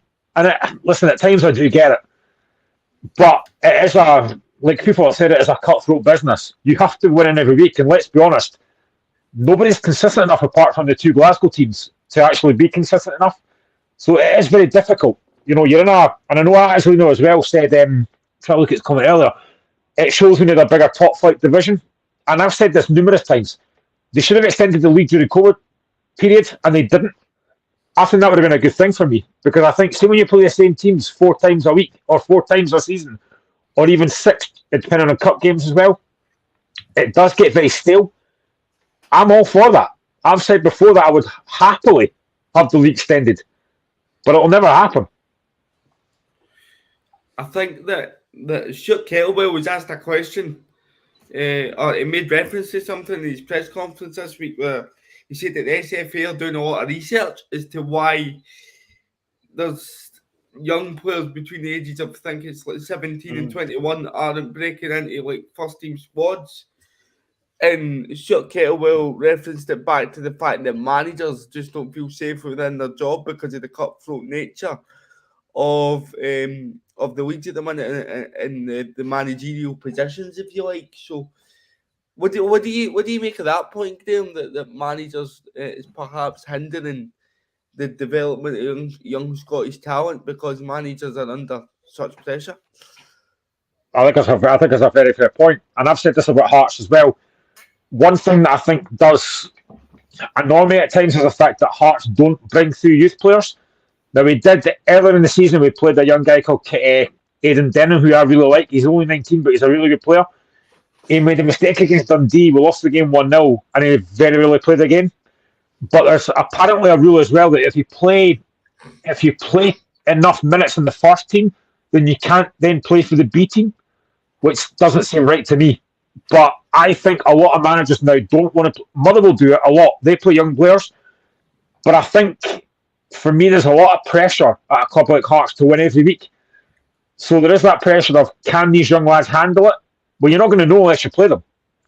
Craig Levine talked about this ages ago about the fact we've got a really good academy there, but we don't see it. We don't see the benefit of it. We don't play them. 3 weeks ago, 3 weeks ago even, we had Adam Forrester on the bench against Rangers in the Cup game, who's then playing for the B team against Edinburgh University a week later. You don't see these guys play. And I think it's because there's too much pressure on a team like Hearts to finish third. Now, I've said before, if you're old enough, you're good enough. Now, if these guys are old enough, if they're good enough, get them in there. But there's too much pressure, so that's why they won't play. And I think for me, it's wrong. For me, I said this before as well, I was a big fan of the reserve league when it was there, because you had young players playing with more experienced players, and it gave you that kind of, it gave you that sense of playing against really good players. You don't get that now. And I think that was wrong for me to disband that reserve league. It was a great thing, and they got rid of it, and I think that was wrong. There's 2 avenues, I think, Graham, that clubs should go down when it comes to, well, 3. You could either play them. I think the reserve league's a great shout because you're playing with older, experienced professionals and you're learning as you go. And the other thing for me, I don't think the B teams really work because you're still playing with lots of young boys against men. I think you need to be able to go into dressing rooms with experienced professionals, with people that will hammer you and learn. So I think going on loan to like lower league clubs is another avenue that should be going down. I don't think the B team route has worked at all, and especially with what you're saying regarding the fact that there's a rule that if you play so many minutes for the top team that you can only play a certain amount of minutes for the B team. That's ludicrous. Are we trying to stop people's development here? Are we actively trying to do it? See, when Michael remember this as well, but see when Hearts eventually ended Brendan Rodgers' 69 goal unbeaten run the first time, we had a young guy called Harry Cochrane playing. He was 16. He scored a great goal and he got man of the match. He's now at Cooney of the South. So his career has completely, and no disrespect to Cooney of the South, but his career's gone down the way. Now that for me is a real shame because he looked a really good player. Now whether he thought he was better than he is, I don't know. But for me, I think that's a bad thing. I honestly think that's a bad thing. I think Hearts, and like I said, I know that the pressure is there, but I think we should be playing a lot more young players than we do. But it is that pressure of you have to win every week. But sometimes, see, when you play young laddies, you'll know this, Stephen. Lennon Miller, for example. These young laddies show no fear. But Hearts don't tend to do that, unfortunately. And it is a shame.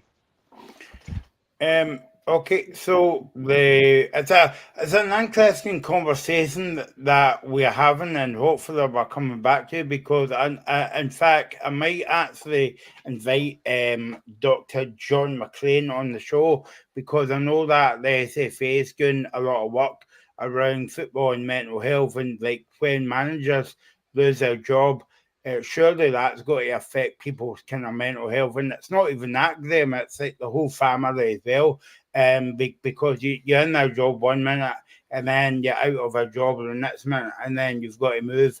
And then by the time that season finishes, that particular manager could be in about three different jobs in one season. And I know that's a big thing at the moment that the SFA is kind of like looking at as well, and it's led by Dr. John McLean. So yeah, that could be a very kind of interesting maybe topic or feature to have on the show in the next couple of weeks.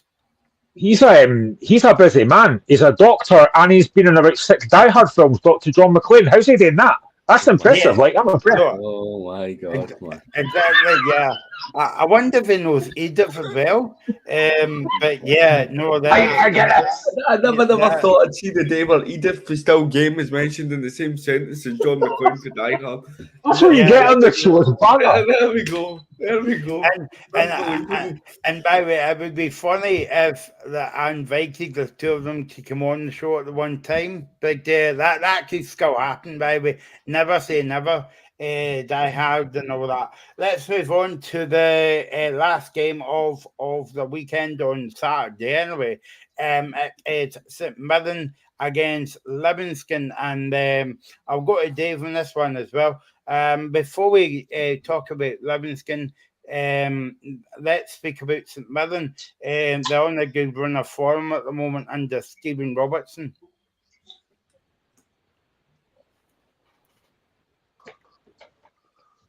Good run of form. They're 3 without a win, Michael.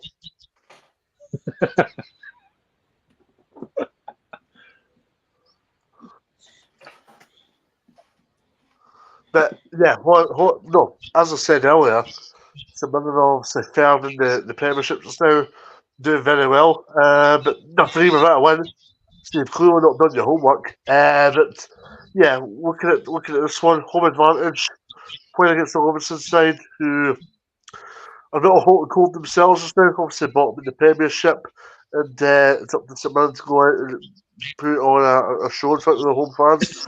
It would be good to see him return back to winning ways, especially after what has happened at Dundee, because what had happened at Dundee was it was crucified, it was a capitulation, there's no getting away from it. It showed how good Dundee were, but exactly at the same time, it was a bit of a reality check for St Mirren. That was something that Stephen Robinson kind of acknowledged after the game, but I think for St Mirren, they can look at this and they'll be boosted by the return of is it Bacchus? I think Bacchus returns this weekend, or is due to return imminently, which is a good bit of youth as far as they're concerned. But we'll go to this return to winning ways. Clashes between St Mirren and Livingston are usually really good. They're usually close as well. So I think it'll be a decent enough game this weekend.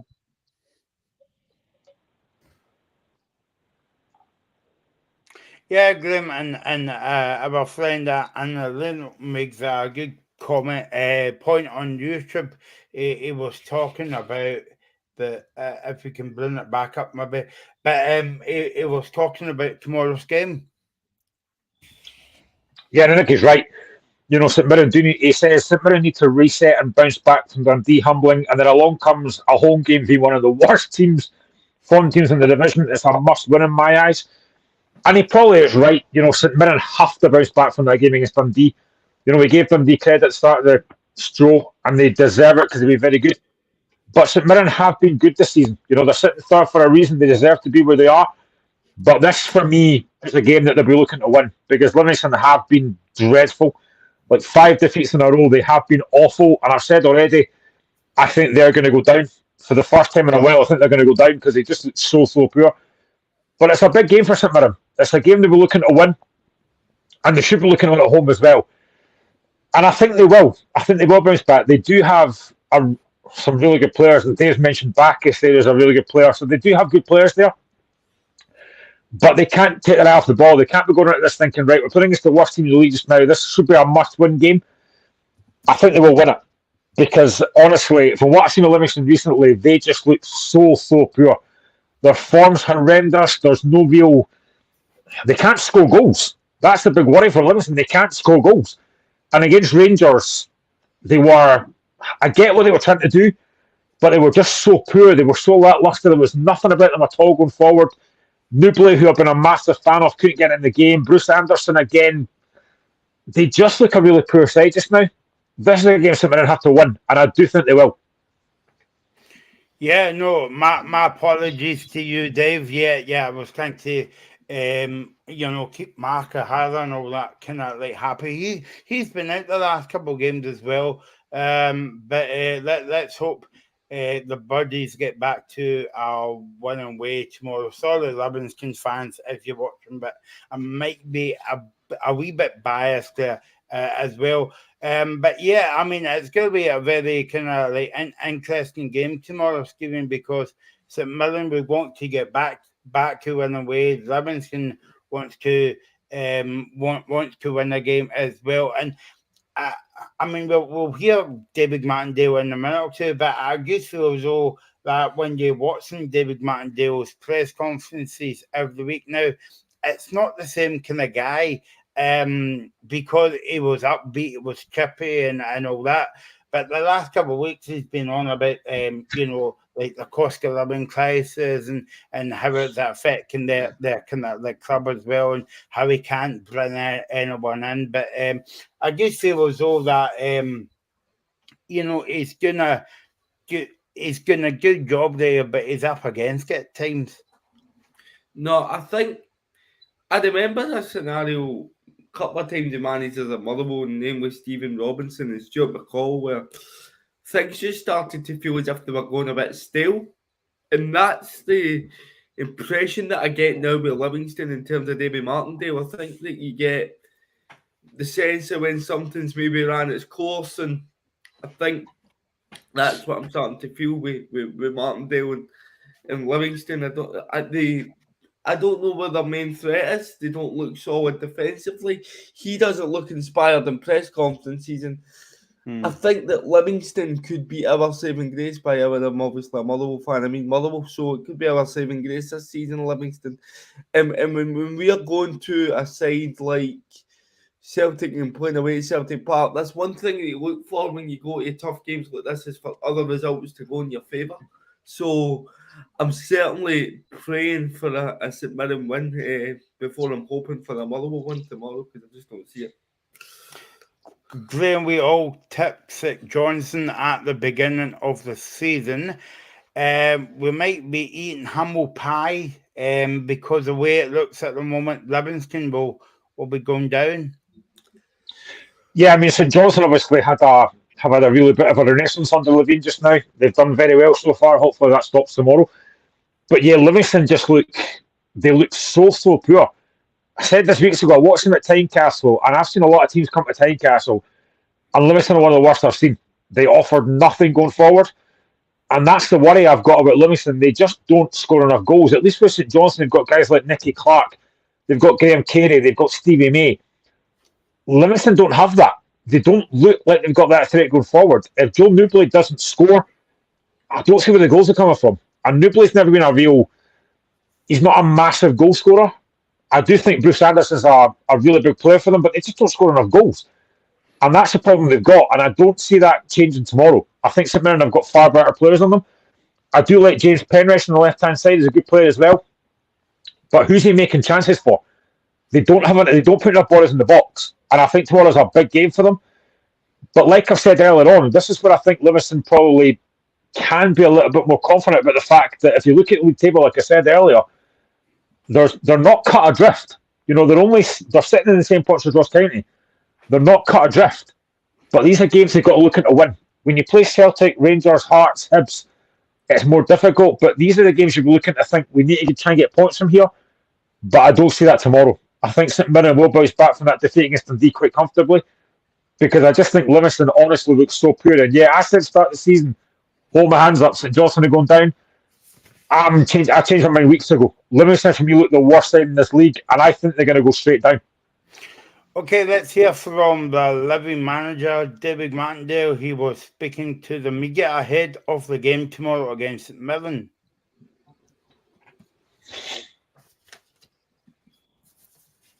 Training, IO trained yesterday. We'll see what the reaction is today.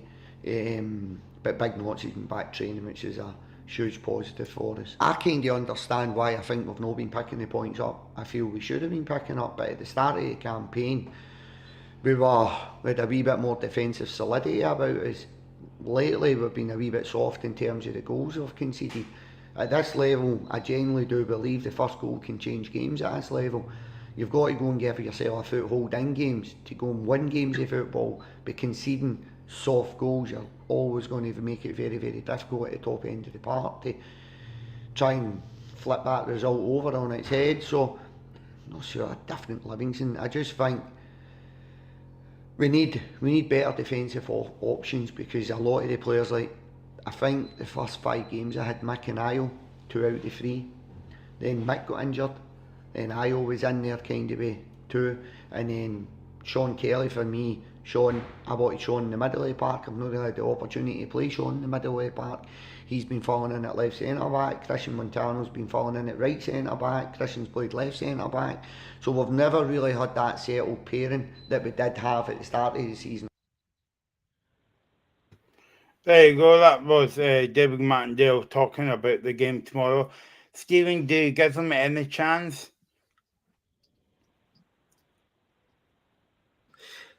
No, I don't. I don't give them any chance. I think that St Mirren will be looking to bounce back from what was a disappointing result for them up in Dundee. The home form out with, I think, the games against Celtic and Rangers has been decent. So I don't see any scenario in which Livingston can go there and get 3 points or even a point tomorrow. I think it's going to be a real uphill battle for them from minute one, and it's one that has fancy St Mirren to win by about 2 or 3. Before we move on to tonight's Scottish Cup games and look ahead to tomorrow in the Scottish Cup, let's talk about the last game tomorrow. Sunday, Graham. We'll be covering it on IndyLive Radio. It's Aberdeen against Rangers, and I'm hoping that Dave's connection will hold out only for about 5 seconds, right enough to talk about the game tomorrow. Do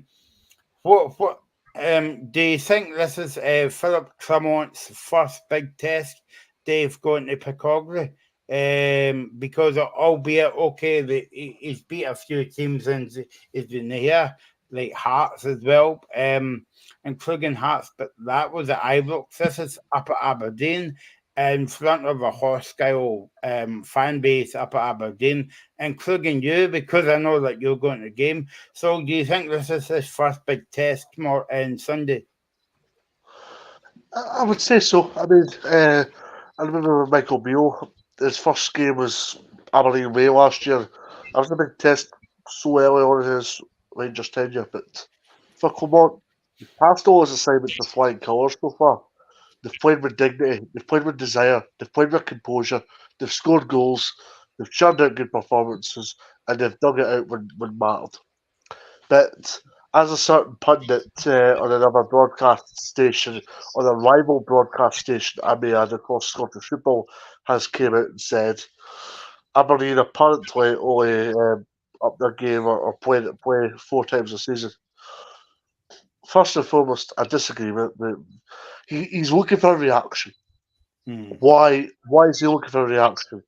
Just to remind you, 3 gentlemen, basically when Mr. Boyd was playing for Kilmarnock as a youngster meaning 5 years ago, basically he was trying to come out saying Shinnie wasn't good enough for the Scotland squad. Now, that sparked the whole thing, and let's be honest, he was always going to try and get a reaction out of players such as Graham Shinnie. If Graham Shinnie's not at Aberdeen, I don't think Chris Boyd comes out and says that. But also, the magnitude, the manner in which Aberdeen lost the goals was quite simply not good enough. It was pitiful, and that's led to obviously Sky Sports having a bit of a knee-jerk night out and set themselves like, let's get up to Claremont Park, let's get a bit of a reactionary, let's get a reaction out of Graham Shinnie. As Graham said at the top of the show there, he handled himself quite well. But for Rangers, they'll focus on what's on the park. They'll have heard, obviously, of comments elsewhere, but Rangers, they've got a mentality now.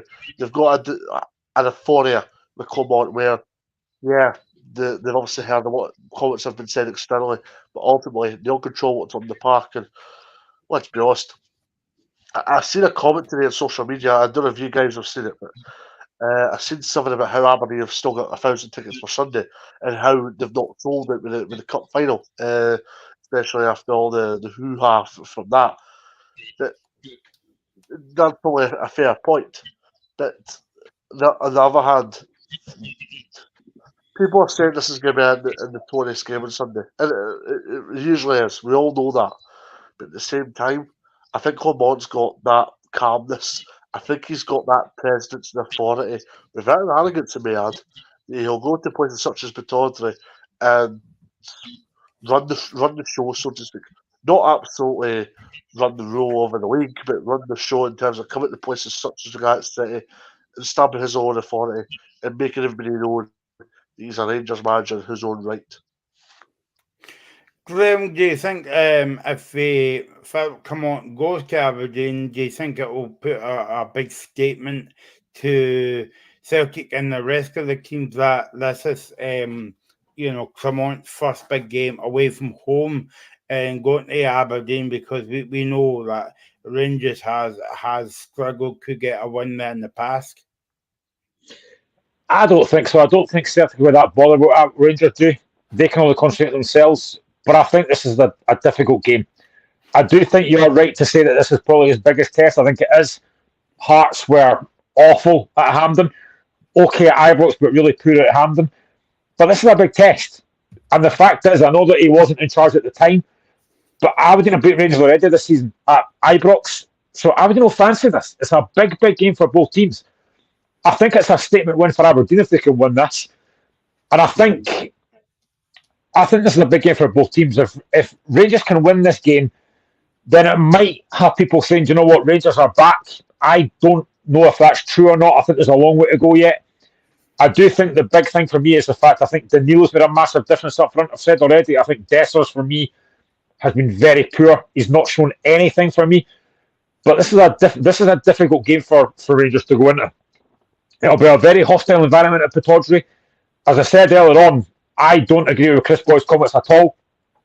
And I think Shinnie handled it very well. They won't need any encouragement to go and win this game. Aberdeen fans will be up for this game. The Aberdeen players are up for this game. They know that they let themselves down against Celtic. They don't need anyone to tell them that. Like I said earlier, it wouldn't matter who they played on Sunday. They'll want to go win the game and put that right. And I think Aberdeen could get something out of that game. I really do. I think they've got a really good side there. I think I'm really impressed with what they've done in the transfer window in the summer. But I'm interested to know with Dave, though, as well. And this is a subject you might talk about as well, Michael. But I'm interested to know from Dave, because it's something that you mentioned to me a few weeks ago, Michael. Dave, do you think that now that Aberdeen are in our cup final, they are starting to pick up a little bit in the league, apart from that Celtic result? Do you think that Aberdeen fans who maybe weren't behind Barry Robson at first are starting to back him a little bit more now? There's a division. There's a division game. I'm not going to lie to you. I think it's important. I'm honest with you. There's a division. I remember coming out after the Hibs game, Graham, saying, tongue-in-cheek I may add when I said this, but I came out saying, thought Robson was sacked last Sunday. Do you know, after the Kilmarnock game and how it all unfolded and everything. So, I went and I got a remark back from an Aberdeen fan saying, yeah, just to clarify here, he's not a guy that, he's not won us over after that result. It alleviates the pressure for the time being, but that's just it. That's going to be the mentality for Aberdeen supporters. They're going to be of the mentality now that it's like, right, we've got a few good results, such as that Hibs game, such as Motherwell was 3 days beforehand. But yeah, he's still under pressure based on what had happened. I'm not going to lie to you, Graham. Knives were back out after Celtic. And I understand if you both go to me and go, why is the Knives out after a Celtic game where Aberdeen really should be getting defined in games against Celtic?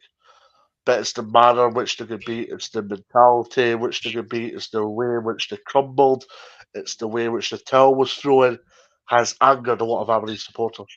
And that's why I'm saying there's a division. There's some that are for Robson, and there's some that are against Robson. And that against Robson is amplified big time after what's happened at Celtic Park. I mean, he was on a sugary peg amongst many Aberdeen supporters, as it was anyway. But that just exceeded beyond control after what's happened at Celtic. But Sunday's an opportunity to reignite that. I don't think there's any excuses for this Sunday because a lot of the chat from Barry Robson and players in recent weeks has been about Europe. They've had 14 days, 13 days, 12, 13 days to go and recover. They've had 12 or 13 days to go work on things. They've had 12 or 13 games where they've had very little to worry about. And they've had 12 or 13 days where there's not been anything such as reserve games or under 18s games or bounce games that as supporters were aware about. But so, yeah, it's total control on Sunday. It's going to be interesting to see how Aberdeen are going to approach the game. Do they be ruthless like they have been in recent games against Rangers? The way in which Aberdeen totally controlled the game at Ibrox, the way in which they're showing a bit of resilience at Baton in the 2-0 game before Scales scores that wonder goal. It's going to be interesting to see how this is approached tactically by Robson Sunday because, I mean, I'll happily, well, I'll not happily, but if Aberdeen give everything and you beat one, I'm a big believer in this. If Aberdeen can beat 1-0 and put everything into the game, you're saying to yourself, right, the only thing we did wrong was maybe defensively or whatever have you. If Aberdeen don't play well and get beat 3-0, people are going saying, yeah, it's because we're not working hard in the middle of the park. So, yeah, massive game on Sunday. There's no excuses as far as I'm concerned now. See, I was just going to ask Michael. Sorry, Dave. I was just going to ask. Obviously, you had the games against Pauk. I thought Aberdeen were brilliant. You're in a cup final now. I mean, what would it? You've said that there's a division within the fans, and I get that because it's the same with Hearts as well. What do you think it would take for Aberdeen fans to unite behind Barry Robson? With the cup final. That's a Yeah. simple answer. That's what I was about to say. Yeah. With the cup final. Yep. No, I was just about to say that, Dave, as well. That do you think that exactly what I was going to ask them? Do you think that I would take Aberdeen to win the final for the fans to get offered Robson's back, but also just got a caveat question on to that. I know we're a couple of weeks away from the cup final as well, but do you think it will give you a wee indicator of what team Aberdeen's going to play tomorrow and Sunday ahead of the cup final? Do you think that we'll have a wee insight into it, or do you think it's two totally different games at two totally different venues? Nah, I don't think so because I think you've got to remember here that Aberdeen have still got Helsinki to play on Thursday. They've still got a couple of domestic games. They've got Frankfurt on the Thursday, which for me, I don't know if you guys agree, but for me, I'd be using that Frankfurt game. If we could beat 6-0, we could beat 6-0. Like, just a genuine example here. But I'd rather play kids in that Frankfurt game. Because what's the point in playing a star-studded first team in the Frankfurt game on the Thursday, and then they go into a cup final against Rangers on the Sunday, absolutely knackered, knowing that they've just had the runabout against an established Bundesliga team on the Thursday. So for me, that cup final week's going to be important for me because, first and foremost, how do you approach that Frankfurt game? How do you go into that Frankfurt game Knowing that you're going to play an established Bundesliga side who will be keen to be ruthless, and they will not be in Aberdeen's boat where they will start resting players either. And then how do you approach the cup final, knowing that basically it's a win-or-lose situation to a certain extent for Barry Robson, amongst the fan base, not amongst the club or the board as such, but more amongst the fan base. Just to elaborate, on Paul Donaldson's question. Obviously, UEFA rules are very stringent now. They're very, I meant to say strict, not stringent. They're very strict, obviously, on these rules now. So it's not a surprise. I hope Aberdeen. I know it's a bit of a meaningless game, this one, for my Aberdeen persuasion in terms of can't qualify in the group.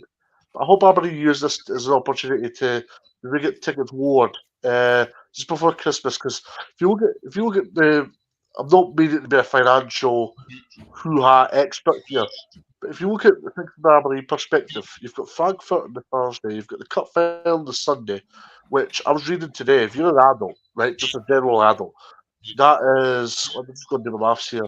That's potentially £75 for the two games.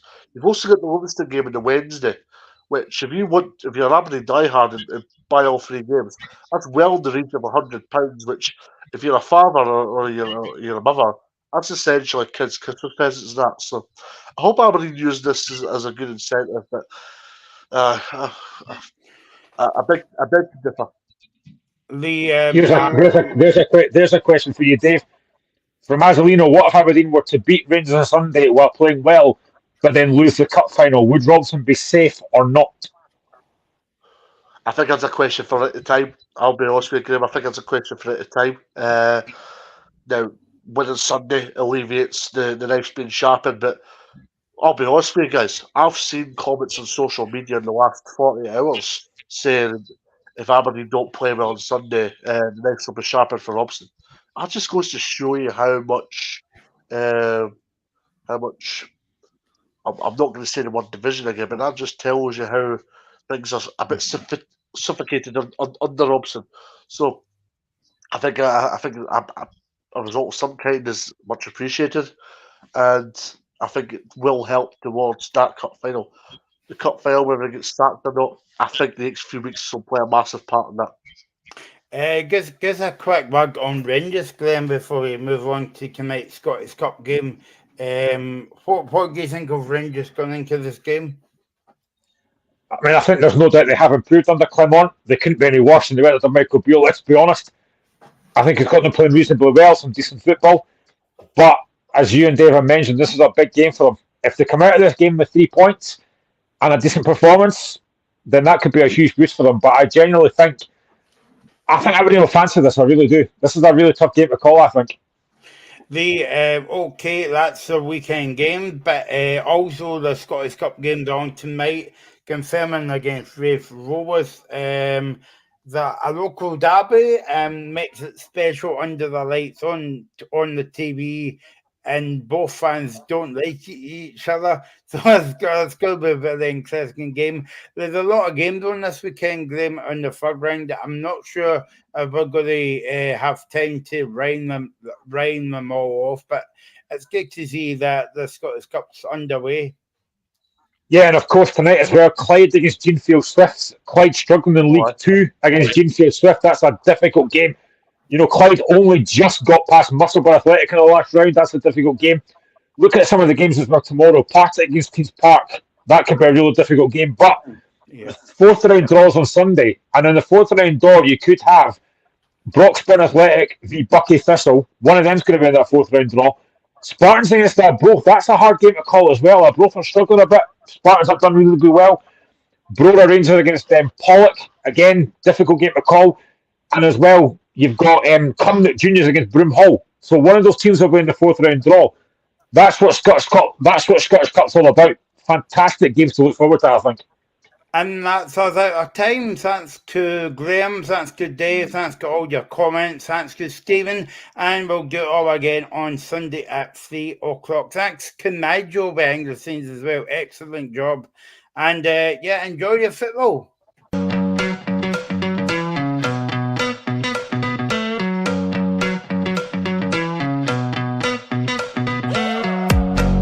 the Locker Room, with all the sports news you need. Live